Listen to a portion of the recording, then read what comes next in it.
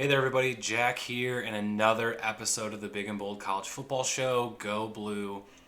And of course, I'm previewing the Nebraska game coming up this Saturday. And there's actually a lot on the line here.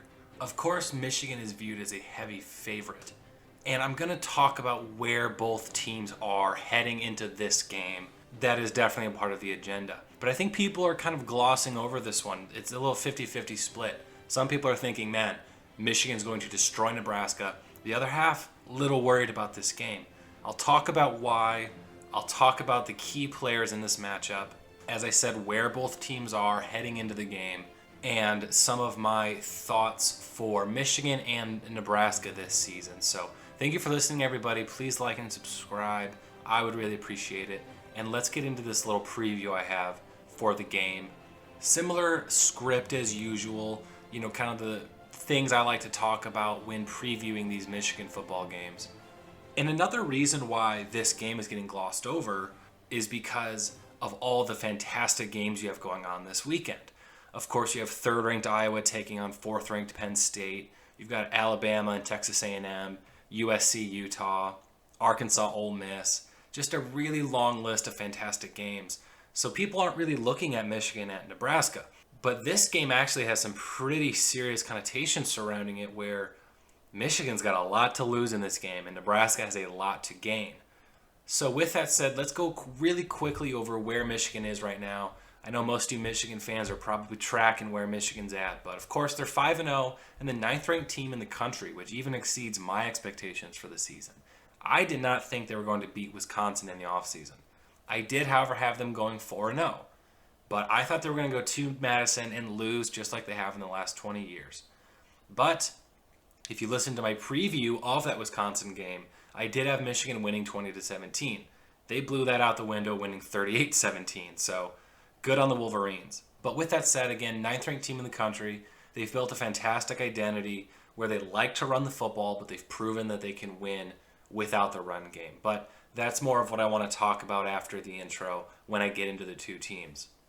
And as for Nebraska, they have not had as strong a start, but they are sitting at 3-2, and their first 4 games are really hard to look at. You've got a bad loss to Illinois, a couple gimme wins against Fordham and Buffalo, but they went on the road to 3rd-ranked Oklahoma and 20th-ranked Michigan State at the time those games were played.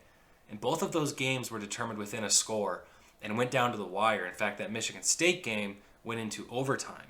And if not for an interception, Nebraska wins that game. But that's not how football works, right? There was an interception, and Michigan State ended up winning the game. So 2 close battles there. And then in their 6th game of the season, they dominate Northwestern 56-7. So really interesting position they're in now. Of course, Northwestern is a really bad football team.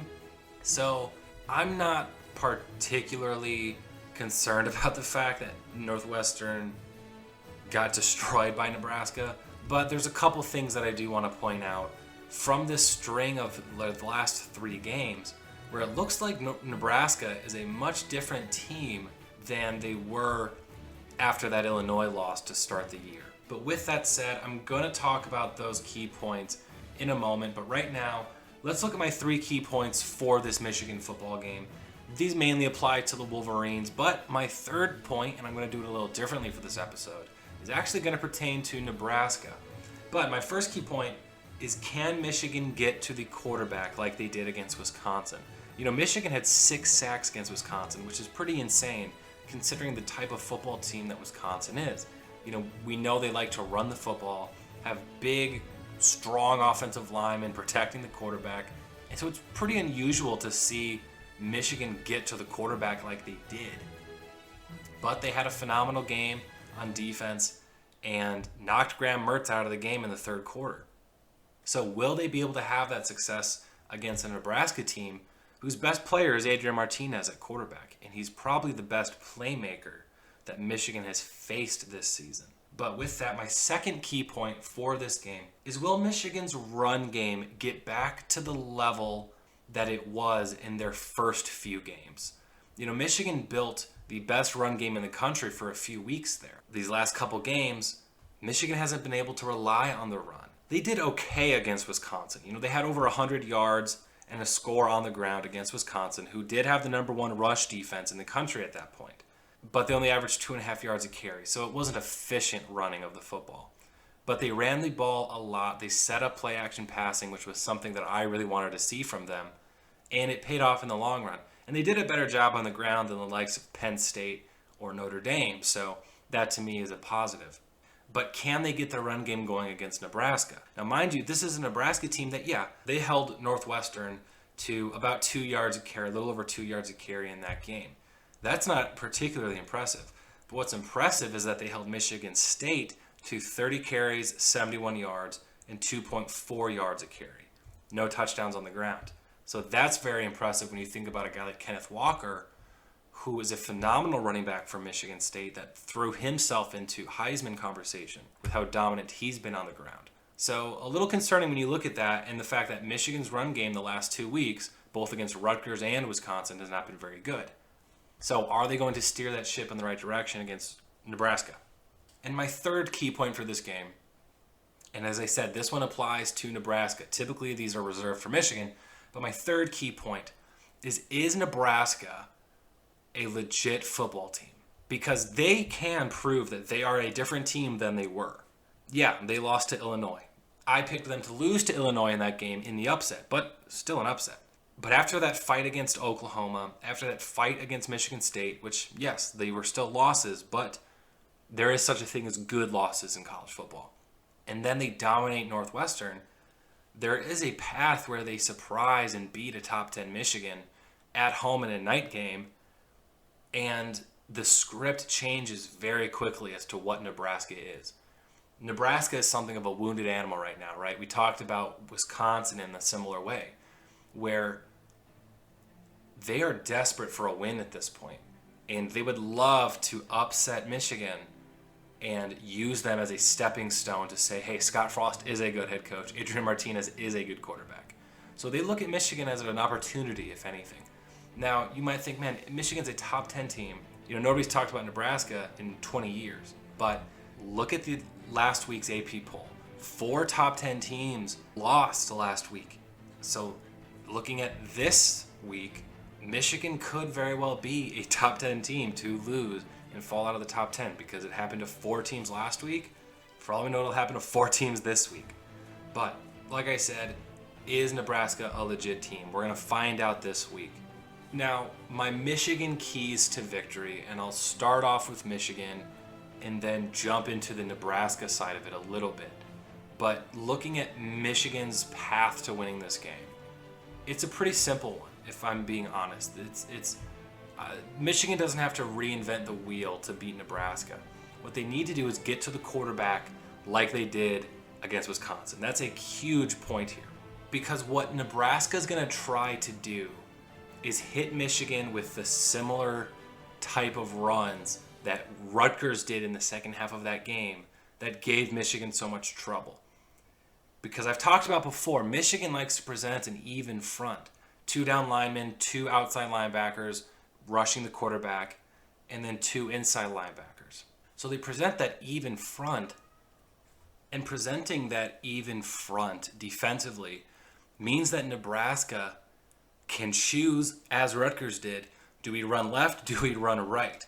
Is it a quarterback keeper, or does he pitch it off to the running back? And it was very difficult for Michigan to stop that against Rutgers. Now, against Wisconsin, they used a lot of different blitz packages to get to the quarterback, and that worked out really effectively for them. They're going to have to do that against Nebraska. But I'm telling you, if there's a point in this game where Michigan, just use an example, sends Daxton Hill from, as a safety in on a blitz, and Adrian Martinez goes the opposite direction and picks up a 50-yard run, I'm going to be pissed, okay? Because I'm just envisioning that happening right now. Now, in all likelihood, Michigan has to force Nebraska to make mistakes because that's what Nebraska does. That's why they've lost football games, is they make killer mistakes. I mean, Adrian Martinez has only thrown 2 interceptions on the year. But I talked about one of those was a poorly timed interception against Michigan State in overtime that cost them the game. They make special teams mistakes. in particular with their kicking game. It's not been good for them. You know what I mean? It's not been good for them. The penalties and mistakes have killed them. And like I said, it's cost them a couple of games against Oklahoma and Michigan State. So Michigan's going to try to force them to make mistakes. And that's one thing that Michigan doesn't do very often, is make mistakes themselves. I mean, they have one turnover on the season, and that was because fourth-string quarterback Bowman came into the game against Wisconsin in garbage time and threw a pick on his first pass as a Wolverine. So they sort of have a turnover on the year. And I believe they've only given up one sack on the season as well. So they've done a phenomenal job of limiting penalties and mistakes, and they like to capitalize on mistakes the other team makes and try to push those mistakes to happen. So if Nebraska's a mistake-filled team, Michigan's going to capitalize, and I think it's going to be a very long day for Nebraska. They can probably keep it competitive early because their run defense has taken something of a turn, like I said.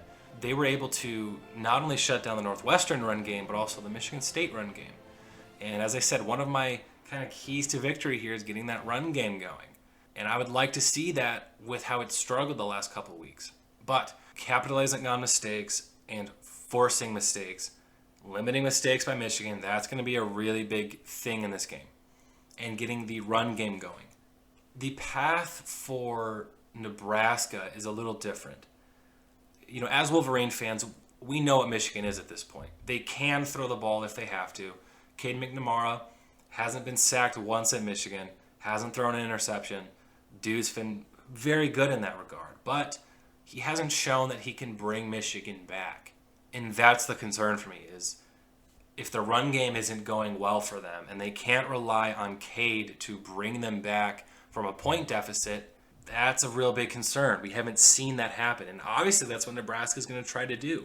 They're going to try to score early and often, get up on Michigan, and say, you know, we're going to force Cade McNamara to throw the ball on us, like Michigan did against Wisconsin. They got a small lead early, forced Wisconsin to throw the ball, worked for one drive at the end of the second half, but after that it was all Michigan. So Nebraska's probably going to try to employ something very similar, except I think their offensive strategy will be different. Where, like I said, they're going to try to run the ball similar to what Rutgers did in that second half. And that's what Michigan's preparing for. And what's scary is the idea of Adrian Martinez maybe being able to utilize play-action passing to hurt Michigan deep down the field. So Maury Toure is having a very good year for them, over 480 yards and 3 touchdowns. They're going to try to get him the football in this game. He's had big games in all 3 of their wins. So it's obviously a part of their game plan to get him the football. If Adrian Martinez can get him the ball through the air deep and he himself have some good runs, Martinez leads the team in rushing yards and rushing touchdowns by a mile. He has 412 rushing yards and 9 rushing touchdowns on the season. So they're going to try to use his legs and deep ball ability to beat Michigan early in the game. And if they get a lead, will Michigan be able to climb back? And on top of that, we haven't seen Cade McNamara get sacked a lot in a game. Quite honestly, when we've seen him take hits, he doesn't respond very well to them. He gets pretty rattled physically from some of these hits he's taken in the season. So that makes me fairly nervous. Nebraska's going to definitely try to score early and get that lead and force Cade to throw the ball. And if they can get in his face, get pressure, get him to the ground, that really spells trouble for the Wolverines. So that to me is the path to success for Nebraska. Simply put, sort of that run option offense, deep passes down the field, scoring early and often to build that lead, letting the defense pin its ears back and blitz the quarterback. That to me is the path to success to beat Michigan. Now, if they show that they can shut down that run option, then okay, you mark that off the list. Right now, the key to beating Michigan we thought was shut down the run. Showed against Rutgers and Wisconsin that's not necessarily the case. Now I think it's forced Cade to throw, but it's forced Cade to throw under pressure to bring the team back. That's something that only a few quarterbacks in college football can do, and I don't know if Cade is one that can. If he is, we haven't seen it yet. So that's a really big deal in this game. But moving forward, again, Michigan kind of has everything to lose here and little to gain. I absolutely hate those games for the Wolverines, but it's one of them. You know, if they beat Nebraska, nobody's going to be talking about it. It's kind of like beating Rutgers. You know, nobody really cares if they beat Rutgers or Nebraska. And I'm sorry for that, Nebraska fans, but I think that's just the position you're in. But they got everything to lose because they lose to Nebraska, and it's going to be all about how Michigan's not a legit team and not so much that Nebraska is a good team. So that's really where Michigan's at right now. But winning this game solidifies them as a top 10 team. And they're going to move up the board with this win. I promise you that. They will move up the AP poll if they win this game.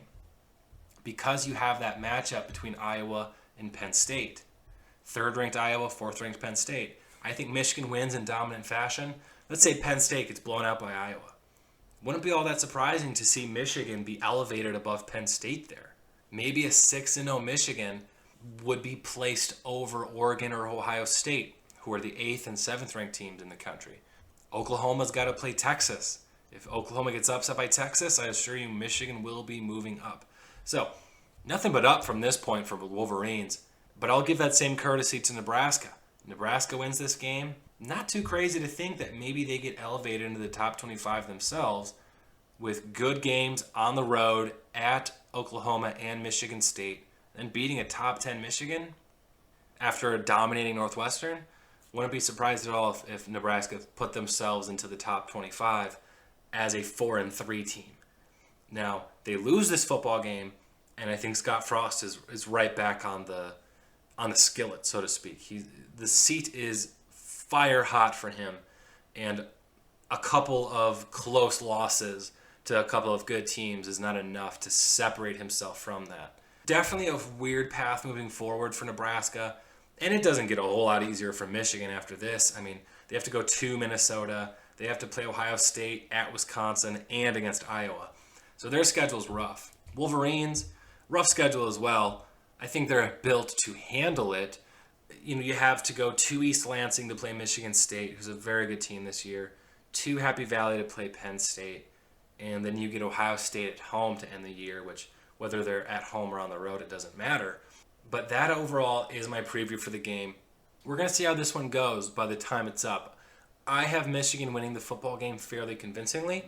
As I said, I think it's going to be competitive early, and I think Adrian Martinez is going to help keep them in the game for a quarter, maybe two. But ultimately, I think Michigan pulls ahead and wins by 20. So I would go out and say that Michigan wins this football game 34-13, something along those lines. Again, thank you for listening, everybody. Please go check out my preview for all the other games going on this weekend. I'll be dropping that video as well. That's going to be a really fun one because I'm of the belief that this is the best weekend in college football up to this point and could be for the entire season. There's a ridiculous slate of games coming up that it's going to be hard to pay attention to all of them because I've got so many games I need to watch. But I'm going to do my best. I'm going to preview those. Going to be rapid fire, just talking about a lot of the great games coming up this weekend. So if you want to listen to that, please keep an eye out. And thank you for listening to this video. I love doing Michigan content because they're my favorite team. But I like to keep up with what's going on in the world of college football. So like I said, thank you for listening, everybody. Please like and subscribe if you don't mind. And hopefully you'll be around for the next video.